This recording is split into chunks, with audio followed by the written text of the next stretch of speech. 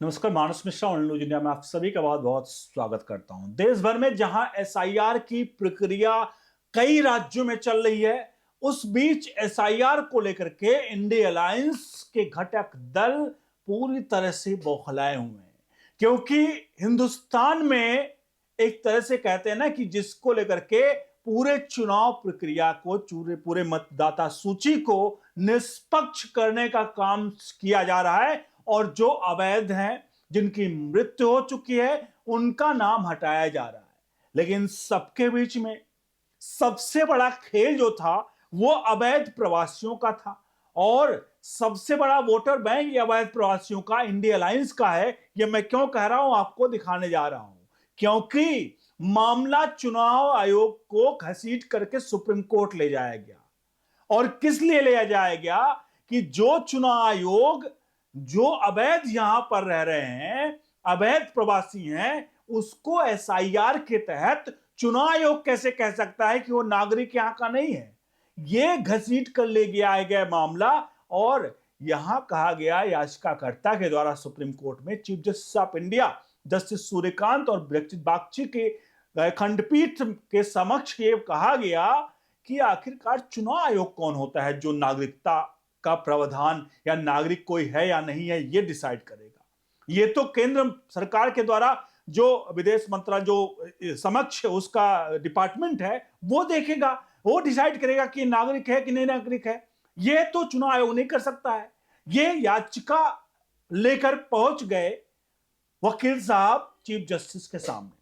उसके बाद साहब क्या हुआ है, आखिरकार इस नागरिकता को लेकर के चुनाव आयोग की बड़ी जीत। क्योंकि कपिल सिब्बल सिंघवी जैसे लोग जो एसआईआर के पीछे पड़े हुए हैं और वो सोच रहे हैं कि एसआईआर से कहीं ऐसा ना हो कि इंडिया अलायंस का जो वोट बैंक कहीं इधर उधर विदेशी था वो खिसक गया। तो अभी तो बिहार में पूर्ण रूप से सुपड़ा साफ हुआ है। तो साहब ऐसा होगा कि कोई नाम लेने वाला नहीं बचेगा इंडिया अलायंस का। इसलिए लोग घबराए और बौखलाए और बिलबिलाए हुए हैं। तो चलिए आपको पूरा प्रकरण और उसके बाद घटनाक्रम बता देते हैं। आपसे अनुरोध है, क्या एसआईआर में चुनाव आयोग जो किसी की नागरिकता पर सवाल खड़े कर रहा है, क्या वह सवाल खड़े कर सकता है कि नहीं खड़े कर सकता है? आप इस बारे में जरूर राय प्रतिक्रिया दीजिएगा। और चुनाव आयोग पर जो ये फैसला लिया गया है सुप्रीम कोर्ट के द्वारा, जो ये बातें कही गई हैं, उस पर आप क्या कुछ कहेंगे वो भी जरूर लिखिएगा और वीडियो को लाइक शेयर जरूर करेगा। जैसा कि मैंने बताया, चुनाव आयोग की बड़ी जीत क्या है। तो ये याचिका जो मैं बता रहा था आपको कि याचिका पहुंची सुप्रीम कोर्ट और सुप्रीम कोर्ट में चीफ जस्टिस ऑफ इंडिया और जस्टिस जो दूसरे बागची थे वो इसकी सुनवाई कर रहे थे। तो वहां पर यह कहा गया कि भाई जज ने, जब ये कहा गया उनसे कि ये जो नागरिकता का मामला ये कैसे देखेगा, ये आखिरकार कैसे चुनाव आयोग देख सकता है। तो जज ने पूछा, आप कहते हैं कि निर्वाचन आयोग के पास किसी व्यक्ति को विदेशी या गैर नागरिक घोषित करने का कोई अधिकार नहीं है, ये जज ने कहा। लेकिन वहां वह मौजूद दर्जे का संदेह कर सकता है और मामले को उपयुक्त पदाधिकारियों के पास भेज सकता है।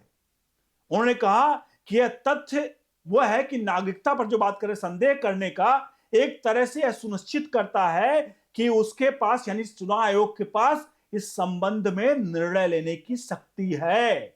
यानी कि चुनाव आयोग यह निर्णय ले सकता है कि कोई भी व्यक्ति हिंदुस्तानी है या भारतीय है, मतलब विदेशी है, उस पर वो शक के बिना पर निर्णय ले सकता है और उसको जांच के लिए भेज सकता है। ये साफ तौर पर यहां पर कहा। और यहां पर यह भी कहा कि क्या निर्वाचन आयोग जो है नागरिकता की शुरुआती चरण पर निर्णय नहीं ले सकता है, यह सवाल पूछा गया। याचिकाकर्ताओं ने दलील दी कि एसआईआर जो प्रक्रिया है वो क्षेत्राधिकार के अतिक्रमण और प्रक्रियागत अनियमितताओं से ग्रसित है। इसमें नागरिकता साबित करने का भार असंवैधानिक रूप से आम मतदाताओं पर डाला गया है। और इसके अलावा अब इसको लेकर के वकील ने क्या तर्क दिया वो समझिएगा। वकील के तर्क, क्योंकि यहां पर साफ तौर पे सुप्रीम कोर्ट ने कई चीजों को साफ कर दिया कि सुप्रीम कोर्ट जो है वो नागरिकता के शुरुआती चरण को वो जांच सकता है।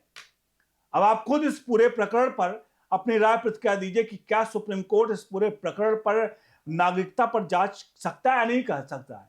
पीठ ने आगे कहा, पीठ ने कहा कि निर्धारण में जांच में अंतर, क्या निर्वाचन आयोग संदिग्ध नागरिकों के मामले में जांच कर सकता है, ये पूछा सवाल।